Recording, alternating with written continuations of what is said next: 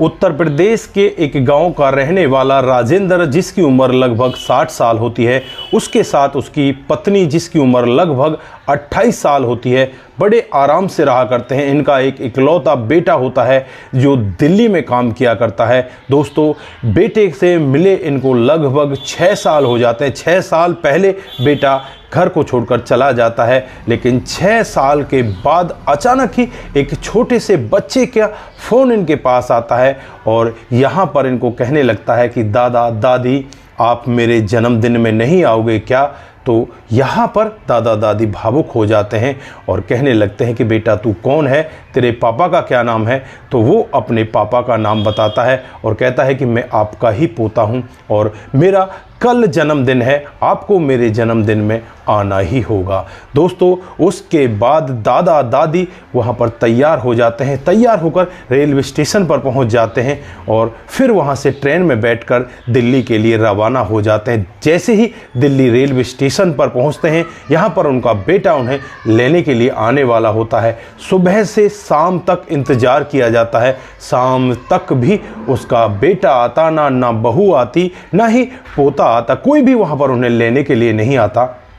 दोस्तों, फिर उसके बाद जो यहाँ पर होता है, कभी किसी ने कल्पना भी नहीं की थी। अगर आप लोग भी पूरी कहानी को डिटेल से जानना चाहते हैं तो वीडियो को ज़रा सा भी स्किप ना करें, लास्ट तक वीडियो को ज़रूर देखिएगा।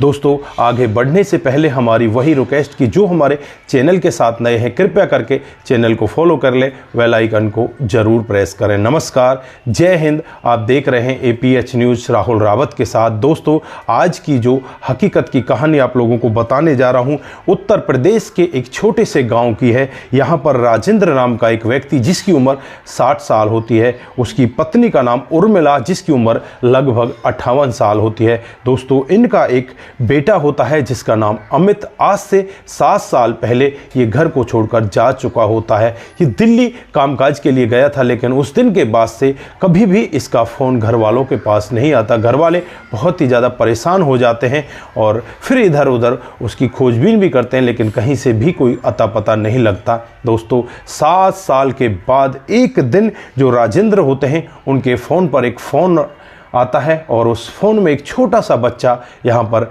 कह रहा होता है कि दादा दादी, क्या तुमने मुझे पहचाना? यहाँ पर राजेंद्र एकदम से भावुक हो जाता है और कहने लगता है कि क्या तुम अमित के बेटे हो?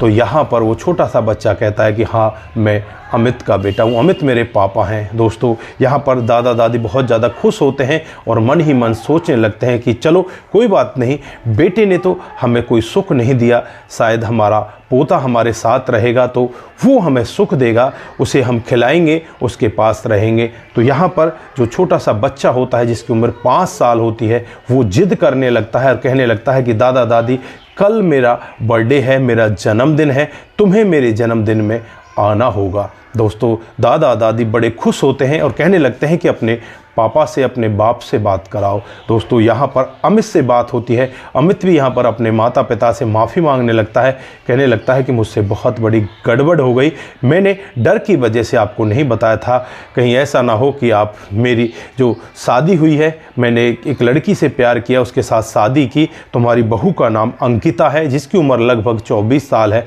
बहुत ही सुंदर है और तुम देखोगे तो तुम भी बहुत ज़्यादा खुश होगे। तो यहाँ पर जो माता पिता होते हैं अपने बेटे को माफ़ कर देते हैं। हालांकि बहुत सारे सवाल उनके जहन में घूम रहे थे कि बेटे ने बिना बताए शादी भी कर ली और आज हमारा पोता भी 5 साल का हो गया, अगर ये हमें बता देता तो क्या हम इसे मना कर देते? हम इसकी खुशियों में अपनी खुशी नहीं मनाते क्या? हमारे भी सपने हैं, हमारा इकलौता बेटा है, उसकी शादी हो और हम गांव के लोगों को बुलाएं, उन्हें इनविटेशन दें। क्या हमारे सपने नहीं थे? वो मन ही मन में एक दूसरे के साथ पति पत्नी दोनों बैठकर बातें कर रहे होते हैं। दोस्तों, अब यहाँ पर जो इसकी पत्नी होती है उर्मिला, वो कहने लगती है कोई बात नहीं, देरी से आया लेकिन दुरुस्त आया, तो अब तो हमारे बेटा भी है, बहू भी है और हमारा पोता भी है, हमें तो बहुत खुशी है, चलो जल्दी से ट्रेन की टिकट करवा लो, फटाफट हमें दिल्ली जाना है। दोस्तों, अगले दिन सुबह की ट्रेन होती है। सुबह करीब करीब जो ट्रेन का टाइम होता है वो होता है सुबह के करीब 4:30 बजे का। वो 4:30 बजे सुबह रेलवे स्टेशन पर जैसे तैसे ऑटो वगैरह करके पहुंच जाते हैं और ट्रेन में बैठ जाते हैं। उसके बाद ट्रेन वहाँ से चलने लगती है। माता पिता यहाँ पर अपने मन में बहुत सारे ख्याल लेकर चल रहे होते हैं कि हमारा बेटा हमें मिलेगा, हमारे बेटे की बहू हमें मिलेगी, इस तरह से हम उनसे बातचीत करेंगे। लेकिन उन्हें नहीं पता था कि उनके साथ में होने वाला क्या है। दोस्तों, बार बार यहाँ पर पिता अपने बेटे को फ़ोन करता, बेटा यही कहता कि पापा आप आ जाओ, जैसे ही आप आ जाओगे तो मुझे फ़ोन कर देना। दोस्तों, जैसे ही दिन के 11 बजते हैं, 11 बजे नई दिल्ली रेलवे स्टेशन पर ये ट्रेन रुक जाती है और यहाँ से ये पति पत्नी दोनों उतर जाते हैं। अपने बेटे को फ़ोन करते हैं कि बेटा हम रेलवे स्टेशन पर आ चुके हैं, तू जल्दी से आ जा। तो यहाँ पर बेटा कहता है कि पिताजी मैं थोड़ी देर में आ रहा हूँ, मुझे थोड़ा सा काम है और आप थोड़ी देर इंतज़ार कीजिए। यहाँ पर वेटिंग रूम है, उसमें आप बैठ जाइए और आप इधर उधर मत जाना, क्योंकि वेटिंग रूम से ही मैं आपको ले जाऊँगा, नहीं तो आप मुझे जल्दी से नहीं मिल पाओगे। तो यहाँ पर पिता कहता है कोई बात नहीं बेटा, तू अपना काम कर ले, मैं तेरी माँ यहाँ पर बैठ जाते हैं। थोड़ी देर वो वहीं पर बैठे रहते हैं। 11 से 12 बज जाते हैं, 12 से 1 बज जाता है। अब यहाँ पर पिता का सब्र का बांध टूटने लगता है और वो फिर से फ़ोन करता है और कहता है कि बेटा तू अभी तक आया नहीं, हम तो तेरा इंतज़ार कर रहे हैं। तो यहाँ पर वो कहता है कि पापा मुझे थोड़ा सा टाइम और लग रहा है, थोड़ा सा टाइम और दे दीजिए, मैं बस अब भी आया और आपको अभी जल्दी से लेकर जाता हूँ। तो यहाँ पर जो उस लड़के की माँ होती है वो कहने लगती तुम्हें बहुत जल्दी लगी है बेटे से मिलने की, थोड़ा सा इंतज़ार करो, बेटा आ जाएगा, कहीं काम में फंस रहा होगा, थोड़ी देर में आ जाएगा, उसके साथ फिर हम आराम से चलेंगे। दोस्तों, फिर यहाँ पर 2 घंटे इंतज़ार किया जाता है, यानी कि दिन के करीब 2 बज जाते हैं। अब 2 बजे पापा का जो सब्र का बांध है वो टूटने लगता है कि बेटा यहाँ पर आ ही नहीं रहा। फिर फ़ोन करते हैं और फिर बेटा यहाँ पर यही जवाब देता है कि पापा मैं बस निकल गया, बस पहुँच ही रहा हूँ। दोस्तों, फिर 1 घंटा बीत जाता है। अब ऐसे ही धीरे धीरे करके दिन के 4 बज जाते हैं। 4 बजे तक भी बेटा इसी तरह से कहता रहता, माता पिता वहाँ पर इंतज़ार करते रहते। अब यहाँ पर जो बेटा होता है फिर अपने मम्मी पापा को फ़ोन करता है कि मैं तो एक काम में लग गया, तुम्हारी बहू यहाँ पर आ रही है, अंकिता को मैंने भेज रहा हूँ, अंकिता थोड़ी देर में पहुँच जाएगी। दोस्तों, अब यहाँ पर माता पिता को कुछ तो ऐसा लग रहा था कि बेटा झूठ बोल रहा है, लेकिन बेटा झूठ क्यों बोल रहा है अब उसे ये मालूम नहीं था। दोस्तों, उसके बाद अंकिता भी वहाँ पर नहीं पहुँचती। शाम को करीब 5:30 बज जाते हैं। अब माता पिता का सब्र का बांध टूट जाता है। पिता फिर दोबारा से अपने बेटे को फ़ोन करता है तो सामने से एक लेडी की आवाज़ आती है कि आपने फ़ोन कहाँ मिला दिया, ये तो रॉन्ग नंबर है। दोस्तों, जब माता पिता ऐसा वाक्य सुनते हैं तो यहाँ पर वो कहने लगते हैं कि बेटा ऐसा क्यों कह रही हो, हम तो यहाँ पर स्टेशन पर खड़े हुए हैं, तुम्हारी जो माँ है उसकी तबीयत भी यहाँ पर अब ख़राब होने लगी है, बेटा ऐसा मत करो, हमारे बेटे से हमारी बात करा दो, तुम अंकिता हो ना। तो यहाँ पर सामने वाली लेडीज़ यही कहती है कि हाँ मैं अंकिता हूँ, लेकिन यहाँ पर तुम्हारा कोई नहीं है, तुम यहाँ पर क्यों आ गए। दोस्तों, इस तरह का वाक्य जब माता पिता सुनते हैं तो उनके पैरों तले ज़मीन खिसक जाती है। जो माँ अभी अपने सर को पकड़कर बैठी थी, एकदम से वो बहुत ज़्यादा रोने लगती है। तभी वहाँ पर एक वेटिंग रूम में और व्यक्ति बैठा होता है, वो काफ़ी देर से इनको ही देख रहा होता है। यहाँ पर इन बुजुर्ग जो दंपत्ति होते हैं, इनकी ऐसी हालत को देखकर एकदम से वो भी समझ जाता है और यहाँ पर उस बूढ़ी औरत से कहने लगता है कि आपको शायद कोई बीमारी है, बुखार वगैरह है क्या। तो यहाँ पर वो कहती है कि जिसका बेटा उसे स्टेशन पर बुला कर लाए और यहाँ से लेने ही ना आए, उसे बुखार क्या, उसे तो बहुत बड़ी बीमारी हो गई।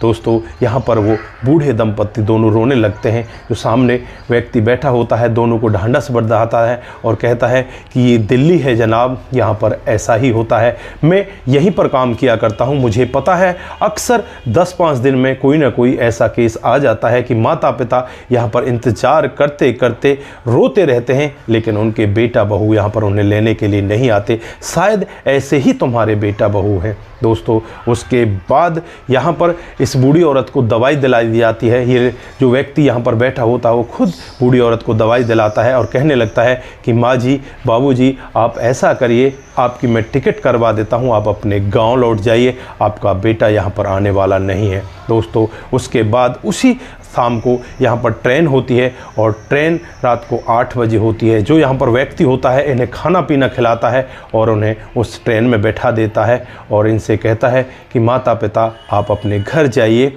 और अपने बेटे को मत ढूंढिए, क्योंकि तुम्हारा बेटा अब नहीं आ सकता, क्योंकि वो दिल्ली की चकाचौंध में खो चुका है। दोस्तों, इन बुजुर्ग दंपत्ति के आंखों में आंसू होते हैं। आंसुओं को लेकर ये वापस दिल्ली से उत्तर प्रदेश की तरफ चल देते हैं। तभी यहाँ पर इसके बेटे अमित का फ़ोन आता है और अमित कहने लगता है कि बाबूजी, मैं बस स्टेशन पर पहुँच चुका हूँ, आप हो कहाँ। तो यहाँ पर बाबूजी का जो जवाब होता है वो कहते हैं कि ये रॉन्ग नंबर है, इस पर दोबारा कभी फ़ोन मत करना। दोस्तों, उसके बाद ये फ़ोन कट जाता है और यहाँ पर ये बूढ़े दंपत्ति जो आपस में बैठकर एक दूसरे का सहारा बनते हैं, इनकी आंखों में आंसू होते हैं और ये रोते हुए यही कहने लगते हैं कि हमने ऐसी औलाद को क्यों जन्म दिया। दोस्तों, आजकल कलयुग में ऐसी भी बेटा बेटी पैदा हो रहे हैं जो अपने माता पिता को इस तरह से बेइज्जत करते हैं, उन्हें इस तरह से सुबह से शाम तक स्टेशन पर बैठाते हैं, अपने पास मिलने के लिए बुलाते हैं, लेकिन उन्हें लेने तक नहीं आते। दोस्तों, ऐसा कलयुग आ चुका है। क्या उनके साथ ऐसा नहीं होगा? जिस बेटे के जन्मदिन के लिए ये अपने दादा दादी यानी अपने माता पिता को बुला रहे थे, उस बच्चे के दादा दादी को बुला रहे थे, क्या कल उनका बेटा ऐसा उनके साथ नहीं करेगा? दोस्तों, 100 के 100% ऐसा ही होगा, क्योंकि जैसा आप बीज बोगे वैसी ही फसल काटोगे। आप अपने माता पिता का अनादर ना करें, उनकी हमेशा सेवा करें और कभी भी ऐसा काम ना करें, क्योंकि आपको भी एक दिन बुजुर्ग होना है। इस कहानी से हमें शिक्षा लेनी चाहिए और इस कहानी को ज़्यादा से ज़्यादा लोगों के साथ साझा करना चाहिए। दोस्तों, आज के लिए बस इतना ही। फिर मिलते हैं किसी नए मूड के साथ। तब तक के लिए आप अपना ख्याल रखें, अपने माता पिता का ज़रूर ख्याल रखें। नमस्कार, जय हिंद, जय भारत।